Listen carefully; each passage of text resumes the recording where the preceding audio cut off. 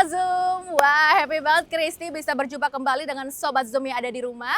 Karena Kristi juga happy banget sedang berada di Pertamina Mandalika International Circuit. Karena Kristi mau ketemu sama teman Kristi yang akan menjadi narasumber kita pada episode Zoom kali ini. Yang beliau ini merupakan pemuda daerah Nusa Tenggara Barat, laki-laki, ini tak spill ya dari sekarang, yang juga menjadi saksi terbangunnya sirkuit ini di Nusa Tenggara Barat. Untuk itu seperti apa sosoknya?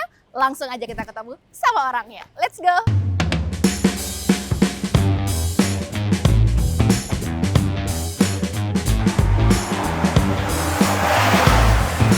Halo Mas Dika. Halo.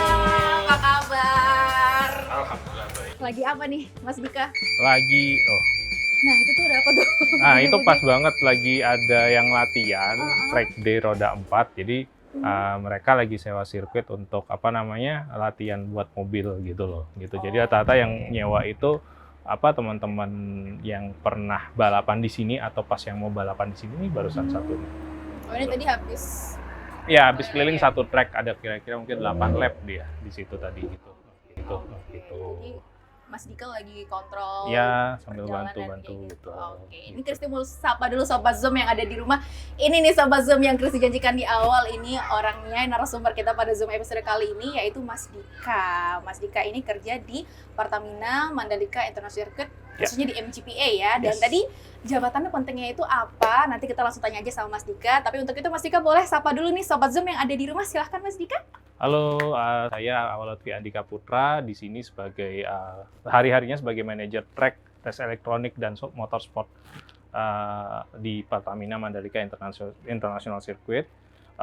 Kemudian untuk pada saat race, saya bertugas sebagai clerk of the course atau pimpinan lomba yang sudah pernah melaksanakan GT World Challenge Asia dan juga MotoGP. Ya, untuk tahun ini, alhamdulillah saya sudah 2 kalinya dipercaya dan ditunjuk sebagai pimpinan lomba di MotoGP Grand Prix of Indonesia di Pertamina Mandalika Circuit. Wow, panjang banget nama jabatannya ini Mas Dika. Boleh dikasih tahu nggak sih sebenarnya kalau jabatan Mas Dika ini tuh tupoksinya apa? Terus misalnya bekerjanya itu ngawasin apa di bidangnya kayak gimana gitu tuh. Bisa siapa tahu Sobat Zoom jadi tergambar nih jabatannya Mas Dika tuh kayak gini gitu kerjaannya. Ya, kalau untuk hari-harinya sebagai manajer track, race elektronik, dan motorsport, saya dan bersama tim itu bertugas untuk menyiapkan track operation kita sebutnya. Track operation sendiri itu terdiri atas kesiapan infrastrukturnya track, kemudian persiapan dari sisi racing komitenya sendiri, karena kan kita melaksanakan balapan pasti harus ada sambungannya, ada kaitannya dengan racing komite itu sendiri, yang mana itu disanction oleh Federasi Balap Motor atau Balap Mobil Internasional dan Nasional. Jadi di nasional kita harus disanction oleh IMI, kemudian untuk balap motor internasional kita disanction oleh FIM, dan untuk balap mobil internasional kita disanction oleh FIA gitu. Jadi kita harus memastikan infrastruktur track siap dan sesuai dengan regulasi dan standar safety. Kemudian menjalankan perangkat perlombaannya seperti racing komitenya, dari marshal, dari dari safety, kemudian dari personal yang ada bertugas di race control, itu semua terpenuhi, menjalankan semua tupoksinya semua. Dan kita itu ketika di race control, ketika menjalankan balapan, semua perangkat-perangkat itu harus harmonis, harus ibaratnya kita menjalankan balapan itu seperti menjalankan orkestra. Semuanya punya peran masing-masing, semuanya penting, tidak ada yang perannya lebih tinggi atau lebih rendah, tapi semuanya setara. Tapi itu harus berjalan terikat dan sama-sama berkoordinasi agar semua pembalap dan juga jalannya balapan itu bisa berjalan dengan aman, dan pembalap merasa mereka bisa berkompetisi dengan aman dan safety gitu sih. Kemudian pada saat balapannya itu sendiri, saya ditugaskan menjadi clerk of the course atau pimpinan lomba, yang mana ibaratnya itu sebagai konduktor di dalam racing komite bersama dengan race director. Jadi ketika ada accident atau misalkan ada crash kita sebutnya itu, kita menugaskan marshal sesuai dengan tupoksinya. Jadi misalkan untuk mengevakuasi pembalap, kemudian bagaimana mengkoordinasikan dengan medical officer-nya agar dokter bisa masuk jika misalkan ada something yang bahaya gitu kan. Kemudian kalau di balap mobil sendiri, bagaimana kita bisa mengevakuasi kendaraan secara aman dengan prosedur yang tepat gitu, dengan safety car dan lain-lain gitu. Itu menjadi penting karena biasanya kalau the course pasti akan menugaskan seseorang yang memang tahu posisi-posisi tikungannya itu di mana, safety plan-nya seperti apa dan lain-lain gitu. Jadi tidak hanya saya sendiri tapi ada tim saya yang membantu saya gitu sih. Nih kalau udah dengar jabatannya Mas Dika dan juga kerjaannya kayaknya bukan hanya satu aja dikerjain tapi banyak. Ini beranak pinak ini ya. Banyak beranak pinak Berat gitu. gak sih Mas kerjaannya? Dibilang berat sih enggak ya, tapi lebih kepada semuanya itu emang harus disiapkan dengan matang gitu. Alhamdulillah juga atasan-atasan saya dan juga manajemen, terutama direksi dan para VP sama-sama mendukung, dan juga interdivisinya dari teman-teman divisi lain juga sama-sama mendukung juga. Jadi apapun yang terasa ibaratnya kayak berat pun kayak ya kita pikul bareng-bareng gitu. Dan juga ya walaupun terlihat rumit tapi ketika sudah dijalankan dan kita juga sudah koordinasi dan konsolidasi dengan tim kita semuanya akan jadi bisa dijalankan dengan nyaman lah gitu. Jadi karena memang juga sudah bisa mencintai juga pekerjaannya gitu ya. Kurang lebih seperti itu. Tapi sebelum banyak juga kita pengen tahu terkait bagaimana sebenarnya kerjaannya Mas Dika, apalagi di sirkuit seperti itu, boleh mau kepoin dikit gak nih latar belakang pendidikannya Mas Dika dulu, apa ada relasinya nggak sih sama pekerjaan sekarang gitu? Jujurnya enggak malahan. Jadi saya berangkat dari teknik sipil. Saya waktu itu alhamdulillahnya dapat kesempatan bisa sekolah di Institut Teknologi 10 November di Surabaya untuk S1-nya. Kemudian setelah lulus dapat kesempatan lagi untuk melanjutkan di alma mater yang sama untuk S2-nya. Teknik sipil sama dunia balap tuh dua hal yang berbeda memang gitu. Tetapi ada irisannya juga karena sirkuit itu sendiri kan adalah infrastruktur di mana untuk pembangunannya atau konstruksinya kurang lebih sama dengan proyek-proyek yang lain gitu. Justru saya malah berangkatnya dari sana dulu. Tetapi memang sejak 2009 saya sudah terlibat jadi partisipan di kejuaraan daerah dan kejuaraan nasional time rally di Surabaya dan Jawa Timur terutama, karena waktu itu kan masih kuliah di sana. Jadi lisensi balap saya waktu itu masih di Jawa Timur gitu. Kemudian setelah selesai setelah selesai kuliah 2017 saya kembali ke sini dulu di ITDC, berkontribusi selama kurang lebih 2 tahun 3 tahun, tetap mengikuti dunia motorsport, tetap masih kontak-kontakan dengan teman-teman federasi, dan akhirnya di tahun 2019 akhir ditugaskan untuk membantu dan mengawal pembangunan sirkuit Mandalika waktu itu. Wow, berarti ini termasuk pembangunan dulu sirkuit pertama kali ini Mas Dika udah. Alhamdulillahnya juga waktu itu sempat terlibat dari awal banget, dari mulai pembuka persiapan lahannya, persiapan sirkuitnya itu sendiri, dan juga pembangunannya lah kurang lebih. Ya dikasih, ya bisa dibilang itu tas yang lumayan menantang karena cuma dikasih waktu 1 tahun untuk bangun sirkuit. Tapi ini jujur menarik banget nih buat dibahas lebih lanjut ya terkait bagaimana pembangunan sirkuit dari awal. Ternyata Mas Dika bisa kita katakan anak Nusa Tenggara Barat asli gitu ya. Ternyata juga ikut mengawasi jalannya bagaimana dulu pembentukan dari pelaksanaan sirkuit sampai sekarang akhirnya di MGP. Nanti kita boleh nggak sih lebih tanya lagi lanjut tentang perjalanan sampai akhirnya sekarang menjajaki jabatan sekarang. Tapi tahan dulu Mas Dika, kita akan kembali lagi ke jeda pariwara berikut ini. Pemirsa jangan kemana-mana, tetap bersama kami di Zoom, Zona Orang-Orang Muda.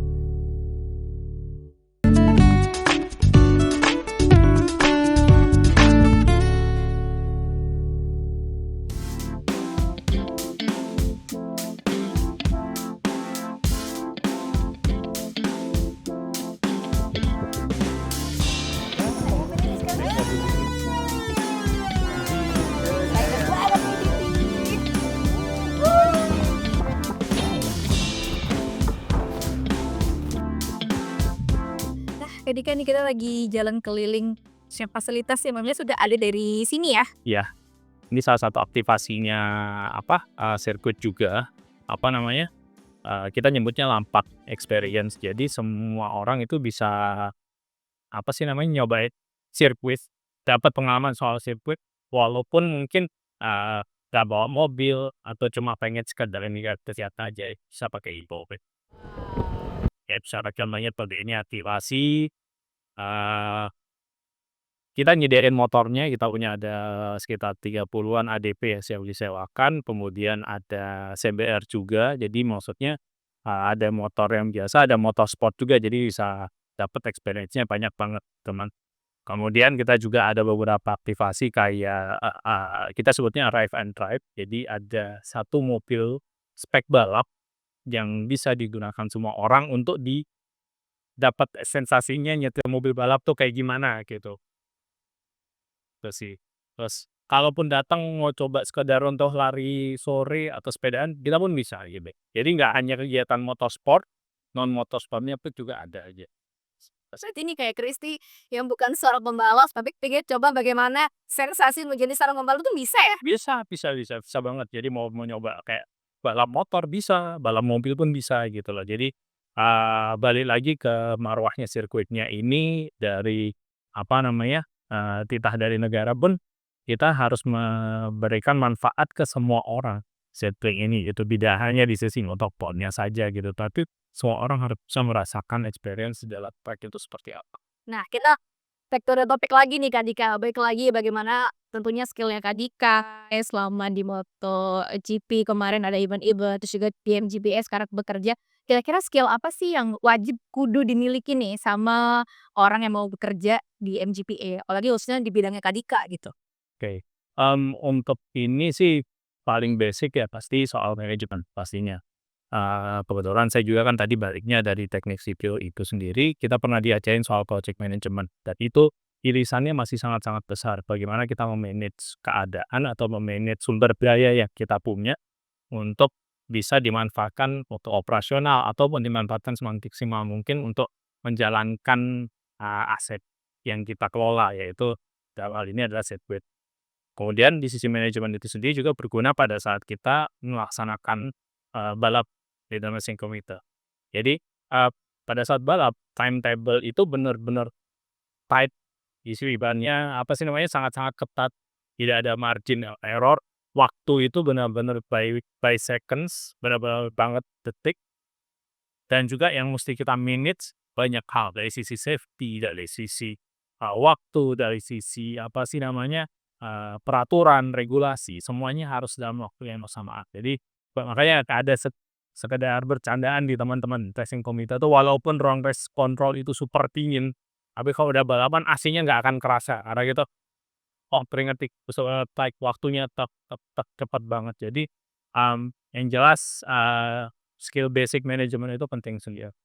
Kemudian bagaimana saya bisa di dalam track, bisa terlibat dalam race control itu, alhamdulillah dari, manajemen dan juga BOD, direktur kami yaitu Direktur Utama kami Bapak Fendi Satria dan juga wakil direktur saya, eee Bapak Samsul Purba dan juga VP saya sebagai atasan saya Bapak Dodi Arjono sangat-sangat, sangat-sangat support sekali. Jadi untuk bisa melakukan atau menjalankan balap sebagai COC, yang perlu dipunyai itu antara lain sertifikatnya. Dari nasional kita harus mengikuti namanya sertifikasi uji untuk kompetensi dari IMI agar kita memiliki lisensi A untuk menjalankan balap motor dan lisensi A untuk balap mobil. Kemudian untuk MotoGP sendiri, kita harus memiliki namanya FIM Super License ya, karena itu dipilih dari beberapa sirkuit di seluruh dunia yang punya pengetahuan mendalam atas sirkuit itu sendiri. Kemudian dari FIM akan merekomendasikan untuk mengikuti ujian Super License namanya. Alhamdulillah waktu itu saya didukung oleh para BOD saya dan juga para atasan saya untuk pergi ke Lyon di Prancis untuk mengambil lisensi tersebut. Kemudian 6 bulan setelahnya ada ujiannya di Thailand. Nah, alhamdulillah semuanya lulus dan berkat itu juga akhirnya kami, punya lisensi untuk menjalankan MotoGP dan alhamdulillah Saya sebagai putra daerah benar-benar bersyukur dan benar-benar bangga karena, mmm, saya mewakili daerah NTB pun, bisa memiliki lisensi tersebut mengawal jalannya, balap internasional kita yaitu MotoGP di sirkuit milik kita sendiri. Oh, jadi selain juga kita belajar by doing juga, tapi memang ada license yang harus dimiliki ya gitu ya, dan itu ada tes-tesnya juga ya, kalau misalnya nggak lulus, berarti nggak bisa dapat license itu gitu Betul, ya? itu pun ujiannya waktu itu bagi 2, 60 dan 30.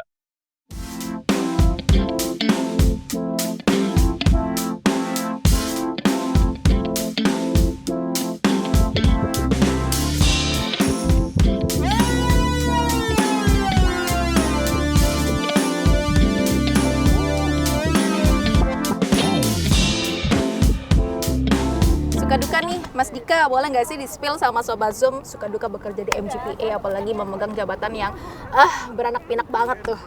Kalau Sukanya apa, dukanya apa? alhamdulillah banyakan sukanya kok gitu. Jadi karena memang passionate di dunia motorsport juga, selain dari bidang saya yang tadi saya ceritakan, ya itu jadi drive kami juga di sini untuk tetap berkontribusi dan sangat-sangat ingin berkontribusi lebih besar lagi untuk MGPA, untuk Mandalika dan untuk NTB pada umumnya. Jadi sukanya banyak banget karena banyak teman-teman yang sefrekuensi, bertemu dengan komunitas-komunitas balap se-Indonesia juga. Jadi yang biasanya kita coba kenal dulu majalah otomotif atau misalkan dari forum otomotif kita nonton balap, sekarang bisa benar-benar terlibat langsung.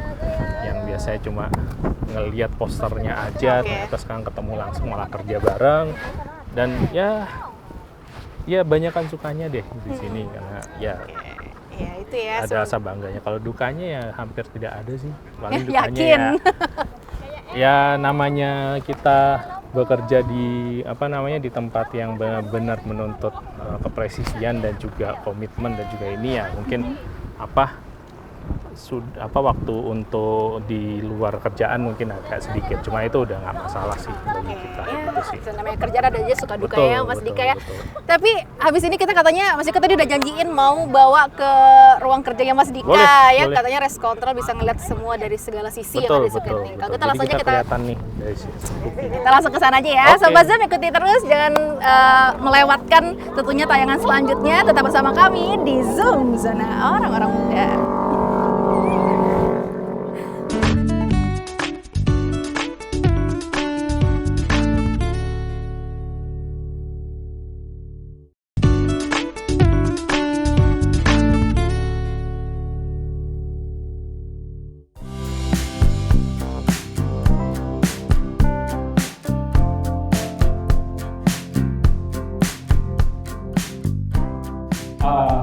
Kita sekarang udah di ruangan race control. Jadi kalau ini ibaratnya kayak war room-nya di balapan tuh di sini. Kita mantau semua sudut balapan di sini. Mantau semuanya bisa di sini Mantau berarti. semuanya di sini. Jadi di sini di sirkuit ini kita punya sekitar 40 titik CCTV untuk mantau setiap jengkal dari tikungan-tikungan yang ada di dalam track gitu. Jadi bahkan sisi zoom-nya pun bisa sampai optical zoom-nya bisa sampai 8 sampai 16 kali gitu. Jadi Ini jelas banget lagi ya, bisa dilihat dari berarti ini kayak misalnya ada orang aja di situ tuh bisa betul, kelihatan di kelihatan sini. kan lagi ada yang latihan tuh pakai Agia. Jadi kita mantaunya nggak hanya di luar, tapi kalau pas lagi balapan kita mostly akan duduk di sini gitu. Jadi disinilah yang aku bilang tadi, semua perangkat racing committee, mulai dari race director, aku sebagai scope of the course, terus timku yang menjadi chief track, chief rescue, chief flag, kemudian chief track maintenance, dan juga operator CCTV, track limit dan lain-lain, semua kita ngumpul di sini. Ibaratnya orkestranya tuh ada di sini, mesti dijalankan secara harmonis, dan ini adalah otak atau syarafnya dari sebuah balapan. Jadi kenapa kita bilang itu otak atau syarafnya dari sebuah balapan? Karena jalan atau tidaknya lomba balapan itu ditentukan dari sini.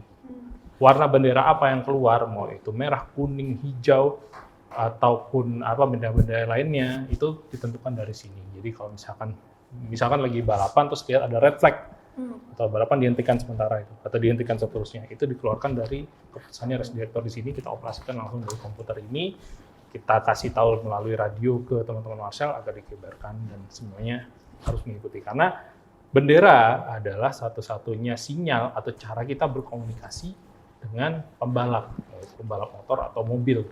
Mungkin mobil sudah ada teknologi komunikasinya kayak radio, tapi kalau untuk motor, mostly kita cuma bisa melakukan komunikasi atau signaling melalui bendera. Gitu. Tapi yang jadi pertanyaan aku nih Mas Dika, sebagai pertanyaan orang awam ya, Iya. ini kan TV banyak banget nih, terus kan Betul. pasti kalau ada event ini pasti bakal rame ya, orang-orangnya Yes. bakal menempati kursi-kursinya. Ada nggak sih titik fokus yang, oh kalau misalnya bagian orang yang ini tuh fokus cuma lihat layar monitor 2 ini doang gitu, atau emang kan kalau misalnya ngeliat semuanya tuh langsung rame gitu dilihatnya. Ya, kalau secara general kita pasti ngelihatnya semuanya. Makanya ini pun kita nggak asal-asalan pasang urutan kameranya, tapi berurutan mulai dari ujung sana sampai sini, kan ngikutin tuh misalnya Ngikutin mobil jalurnya. habis itu Oke. turun ke sini sampai terakhir di situ nanti ulang lagi satu lap. Oke. Tapi ketika ada accident, biasanya dari kamera yang bisa digerakkan di sini nanti kita throw ke dua layar besar di sini. di zoom gitu ya. Ya, di zoom biar kita bisa pandu evakuasinya dengan tepat dan cepat gitu kan. Selain itu di layar yang di sisi sini biasanya akan ada parameter-parameter kayak timing, suhu udara, suhu trek, kemudian yang membedakan antara balap biasa dan juga balap kejuaraan sudah mulai diterapkan di nasional. Kita ada namanya tracker. Apa tuh? Tracker itu melacak posisi motor atau kendaraan tuh di mana gitu. Kadang kan kita butuh tahu karena misalkan marshal harus mengambil debris atau mengambil sesuatu di dalam track, itu nggak bisa asal masuk. Tapi kita mesti komunikasikan di sini untuk mereka bisa masuk. Ibaratnya Kalau ada crash juga evakuasi medis juga bisa ya, langsung tahu lokasinya di mana gitu ya. Betul. Karena gini, padanannya adalah marshal mengandalkan kami sebagai matanya mereka untuk melihat seluruh track, sedangkan kami mengandalkan marshal untuk menjadi mata kami untuk melihat detail di dalam. Oke. Jadi kita saling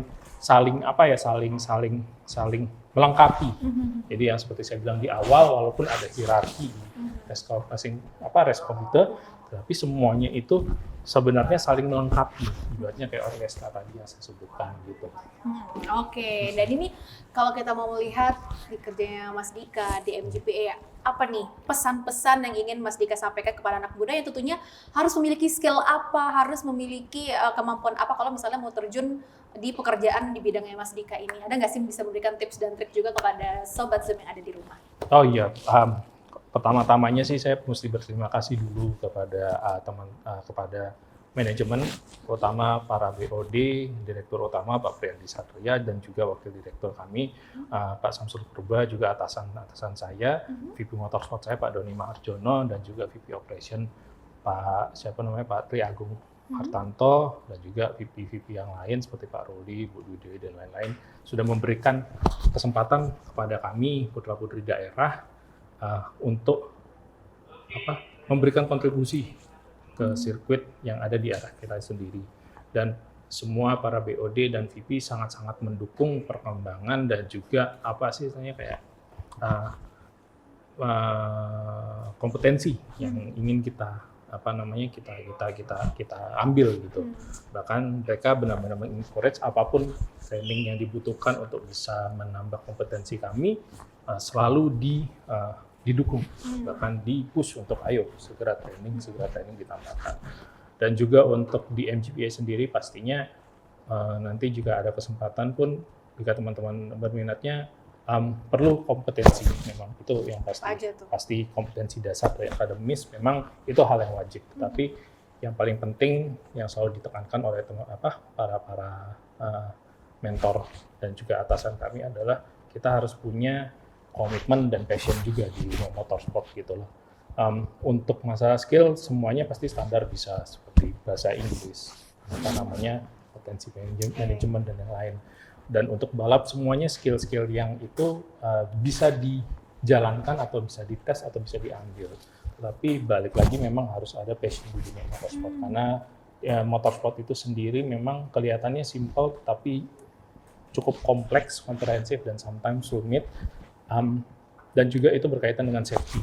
Jadi apapun yang kami kerjakan di sini, kami karena didukung oleh BOD harus memiliki sertifikasi. Jadi kita masuk ke race control ini pun rata-rata tim yang sudah bertugas di sini memiliki sertifikasi baik itu nasional maupun internasional dari Federasi Balap Motor dan Balap Mobil agar bisa bertugas di sini. Kenapa perlu? Karena sertifikasi itu yang menjamin bahwa semua tim atau personal yang bisa bertugas di dalam ini memiliki kompetensi yang cocok, mengerti tentang safety, mengerti tentang motor sport itu sendiri. Berarti cocok untuk orang yang Betul. mau belajar tetap belajar ya, Betul. nggak cuma hanya diem di zona nyaman aja. Betul. Karena pastinya kerja di sini tuh ada tantangan-tantangan baru dari Tiap hari adalah tantangan kok di sini. Oke, terakhir Mas Dika, mimpi dan harapannya Mas Dika apa nih yang kira-kira mau diwujudkan, pencapaiannya ada nggak? Wah, kalau mimpi dan harapan banyak ya, terutama untuk di Mandalika sendiri. Semoga memang balapan-balapan yang kita hadirkan makin banyak dan berkualitas karena masih banyak banget seri-seri balapan yang berminat untuk menyelenggarakan balapannya di sini. Mimpinya sih mungkin kita bisa menyelenggarakan balap endurance tingkat internasional nantinya. Untuk MotoGP alhamdulillah mimpi kita sudah tercapai. Untuk balap motor MotoGP adalah tinggi.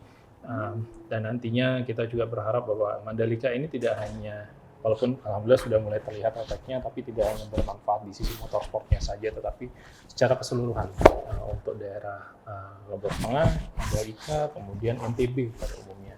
Dan kami juga berharap makin banyak putra-putri daerah yang yang memiliki kompetensi yang sama gitu, atau bahkan bisa punya bakat yang lebih gitu, karena Mandalika itu dari kita untuk kita juga gitu, untuk putra daerah di sini gitu sih. Kalau untuk Mas Dika sendiri, mimpi buat Mas Dika sendiri ada nggak? Ya sepatu kita bisa aminkan bareng-bareng nih. Amin, semoga ya makin alhamdulillah semoga Sukses.